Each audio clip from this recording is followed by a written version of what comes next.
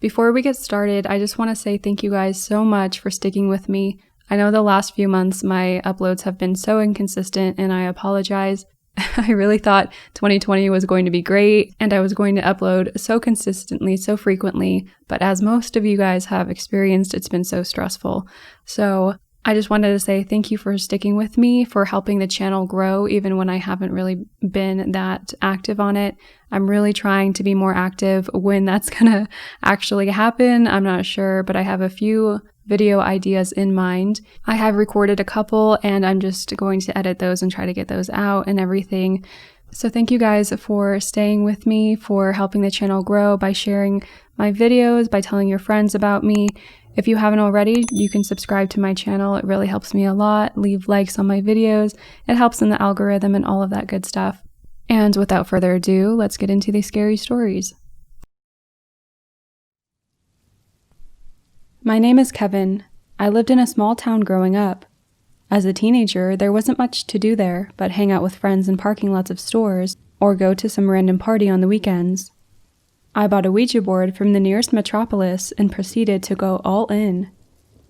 When I first started playing with my girlfriend and other friends, I discovered that the planchette didn't move fast enough, so I replaced it with my driver's license. It moved way faster. We would tell the board to move the license up the wall, and it would.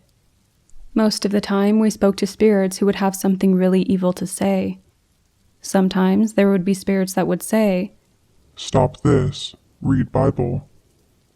Zozo would be on multiple times, and I even spoke to someone saying he was Satan. I laughed and said it was BS, but my license started spinning around the board really fast. But that certainly didn't affect me. I was, and still am, a daredevil. At one point, I left the board at my girlfriend's friend's house. She had thrown it outside where it got rained on. When I asked her why she threw it outside, she said weird things started happening, and she didn't want anything to do with the board anymore. She also wouldn't elaborate. The board was all soggy and mangled, and totally destroyed, I thought. I put it in the backseat of my truck, but the next day, it was back to normal. One night, I decided that I would take my girlfriend to a cemetery and place the board on top of a grave. She was down because she liked to be scared, or at least she thought she liked it. We used the first tombstone that we saw, and while I placed the board on the stone slab in front of me, I noticed that the deceased girl's name was Holly. Her marker had a picture of her on it. She was pretty and had died at about the same age I was at the time. I was 19. My girlfriend and I touched the license on the board lightly as usual. I asked if Holly was there. She said yes. I asked her how she died. She spelled out, "Dead Man's Curve." There were only 2 Dead Man's Curves that I knew of in the county.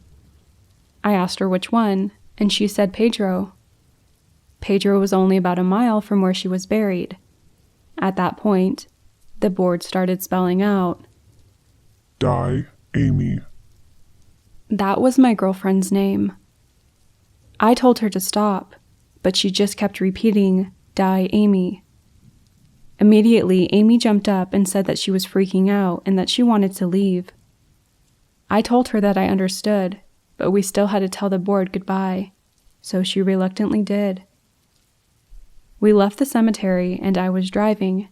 Amy was still freaking out. As soon as I made the slow 90-degree Dead Man's Curve turn on Pedro, there was a very loud sound that hit the rear window of the truck. Amy was really terrified then. I was still trying to make sense of it. It was so loud, almost like if someone had hit the rear window as hard as they could. But there was absolutely nothing there. I drove to Amy's mom's house trying to figure out what the sound was the whole way. When we got there, I decided we needed to say goodbye again while we were still sitting in the truck. Amy agreed. I asked if Holly was still with us, and she said yes. I told her to give us a sign that she was really with us. I implored her to show herself. After about 10 seconds, she spelled out, "Look at the windshield." There was a bunch of condensation on the windshield at the time, but near the bottom of the windshield, close to the dashboard, I could clearly see, written in scraggly letters, Holly. Amy didn't see it right away, but I did. When I pointed at it, Amy ran from the truck and went inside the house. I tried to get her to say goodbye on the board, but she wouldn't. About a month later, I got Amy to play on the board again. Somehow, she could get it to work by herself. I never could. I think people have different levels of spirituality or psychic ability. Her level was higher than mine. I was just a witness to Holly showing up again on the board. Amy was the only one controlling it, and it would just repeatedly say, Die Amy, I love Kevin. Die Amy, I love Kevin. She made it say goodbye, and we never played with it again. Years later, I found out that Holly actually died in a car accident on Dead Man's Curve.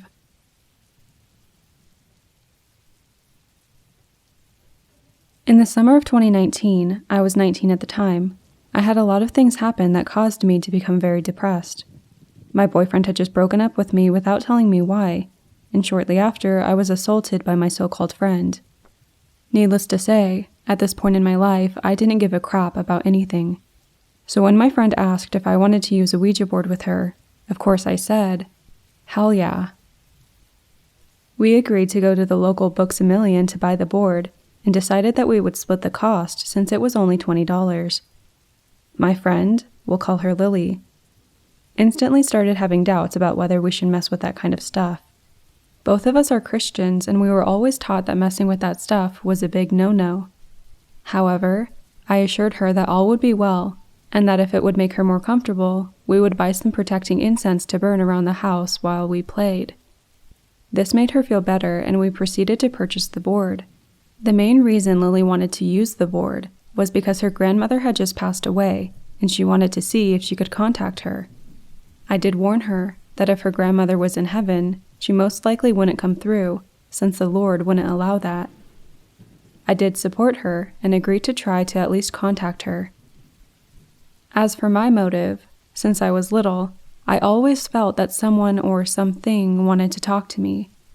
So, being the depressed girl I was, I just said, screw it, bring on the demons.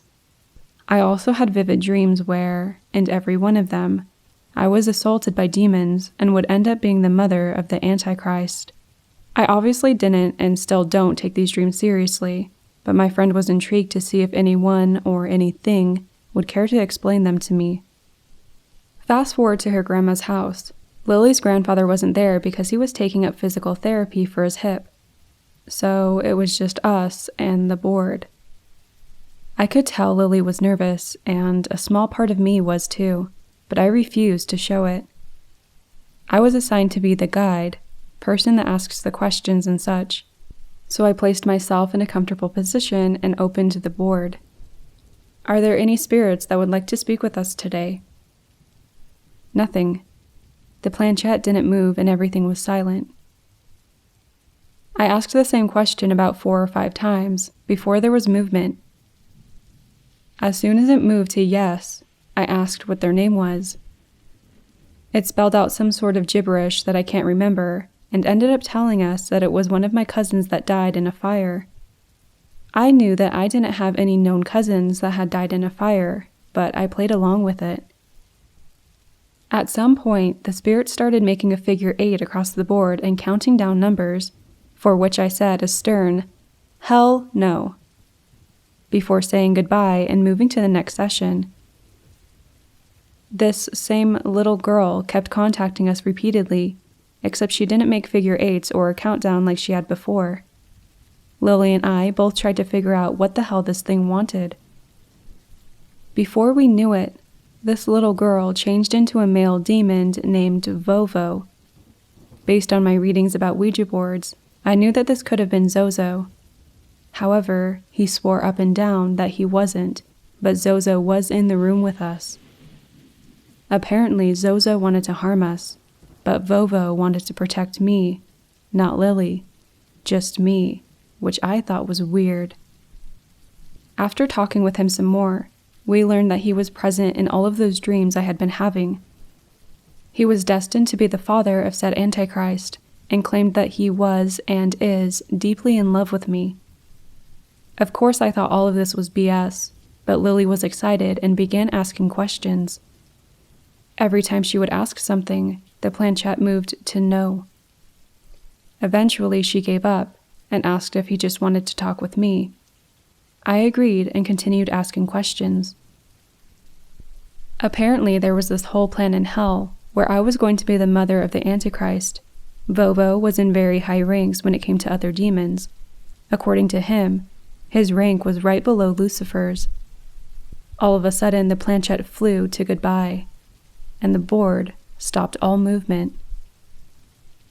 Lily and I agreed to try one more time to contact her grandmother, but of course, it was Vovo again. He said he had revealed too much information and displeased Lucifer, but at the same time, Lucifer wanted me to know some of this knowledge. I'm still completely skeptical at this point, so I shrugged it off and said, "Whatever."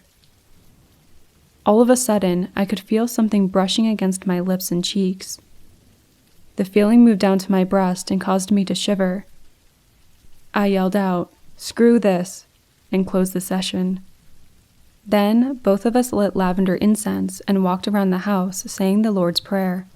After that, it was getting late, so we went inside and went to bed. I don't know what made me want to use the board by myself, but the next day, I thought it would be a good idea to do so. Lily sat in front of me while I did it alone and watched as the planchette moved to spell the name Vovo. After talking for a solid 2 minutes, I got creeped out and stopped. Fast forward a few months later, I was at my friend Kat's house with my other friend Ashley. My father had burned the board once he knew I used it, but we all wanted to use it again. So we went to good old Books A Million again and purchased another board. Lo and behold, after we started using it, Vovo was the only one to come through. He yelled at both my friends and told them that he only wanted to talk to me. He claimed that he had been watching me since I was 5, and that everything was planned and supposed to go down in 2023. He also said that in order to get me pregnant, he was either going to assault me or possess my current boyfriend and do it that way. Nevertheless, this all creeped the hell out of my friends, and we stopped using it. You would think I would learn by this point, but a couple months ago, I'm now 20, I went to my other friend Amanda's house and got high with her and her friends. This was probably the stupidest thing that I've ever done in my life, but I encouraged all of us to play while we were high.